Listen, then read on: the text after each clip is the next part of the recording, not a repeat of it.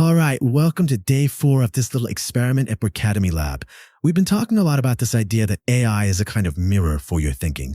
But a mirror doesn't do you any good unless you actually look into it. So that's what I did. I sat down and went through an entire month of my own AI conversations. And honestly, what I found was not pretty. It made me question pretty much everything. So let me just start with a question for you, and it's a bit of a squirmy one. What if tomorrow your entire AI prompt history was just made public for anyone to see? What would that unfiltered log actually say about how you think when nobody's looking? I went into this whole thing with a very clear, maybe a little naive hypothesis. I genuinely thought I was using these tools to sharpen my thinking, to get clearer. So I treated my own history like a dataset. But there was this part of me that really did not want to see the results. Turns out, that feeling was spot on. The data told a completely different story than the one I was telling myself.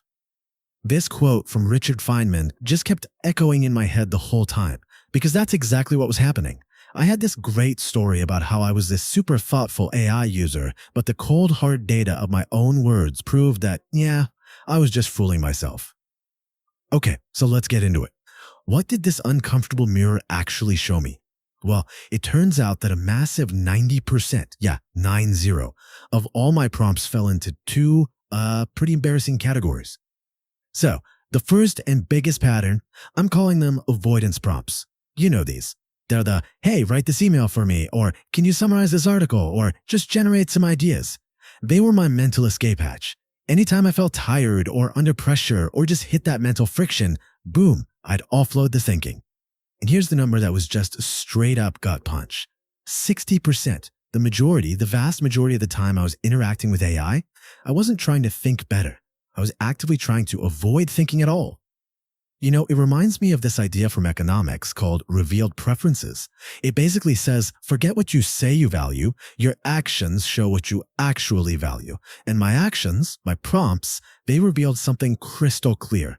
I valued avoiding discomfort way more than I valued getting to clarity. And inside that group was this really nasty little subset of prompts like, make this sound smarter. It's just like what David Graeber wrote about, stuff that's all about the appearance of work, not the actual substance. It hit me hard. Every single time I asked the AI to make me sound smarter, I was getting up a chance to actually get smarter. Okay, so category number 2, I'm calling these validation prompts. This is when I wasn't looking for a thinking partner, I was looking for a digital pat on the back. It was me asking, is this good, when what I really meant was, please tell me this is good. I wasn't asking for a challenge, I was asking for confirmation. And this wasn't just a now and then thing. This was another 30% of my prompts. So let's do the math. When I wasn't avoiding the work, I was just asking a machine to feed my confirmation bias and tell me I was right all along. It's a perfect example of what the book Clear Thinking calls the ego default. The moment you start seeking validation, the game changes. You're not trying to get the best outcome anymore. You're just trying to protect your ego from getting bruised. It's a total defense mechanism. So there it is. When you put it all together, this is the brutal math of my month with AI. 90% of everything I did was driven by a desire to avoid hard work or to protect my ego, which leaves this tiny, tiny little slice of the pie left. So we have to talk about that 10%. Because even though it's small, this is where the magic is. This is the glimmer of how I thought I was using AI this whole time. And the difference is it's night and day. The 90% is all about hiding from the work, hiding from being wrong. But the 10%, that's about seeking, actively asking, what am I missing here? Or please poke holes in this argument. One is about shutting down and the other is about opening up. And here's the key thing I realized. Writing those 10% prompts felt totally different.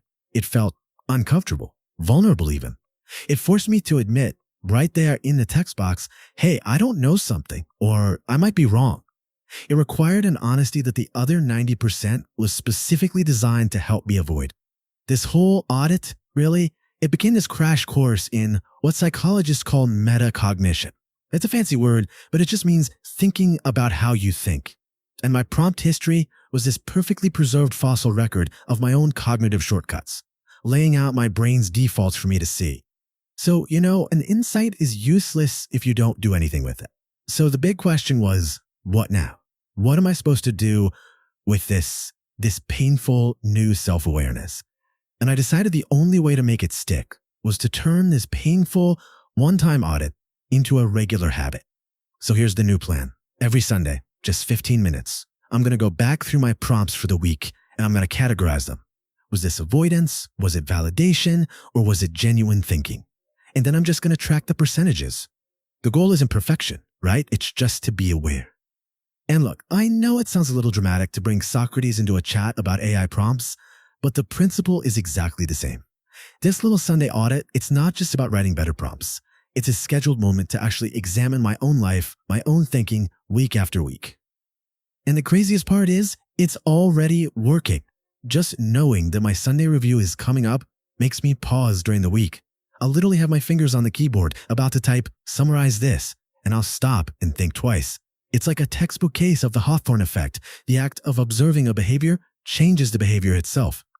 So, I guess that's where I'll leave it for today.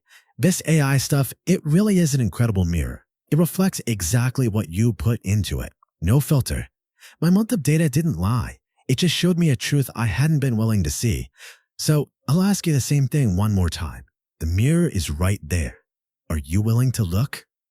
Tomorrow, for day 5, I'm going to put this to the test. I'm running an experiment on what I'm calling the clarity tax. Is it worth it to pay that upfront cost of time to get really clear before you even write a prompt? Does it actually save you time in the long run? I hope you'll join me tomorrow at Berkademy Lab to find out.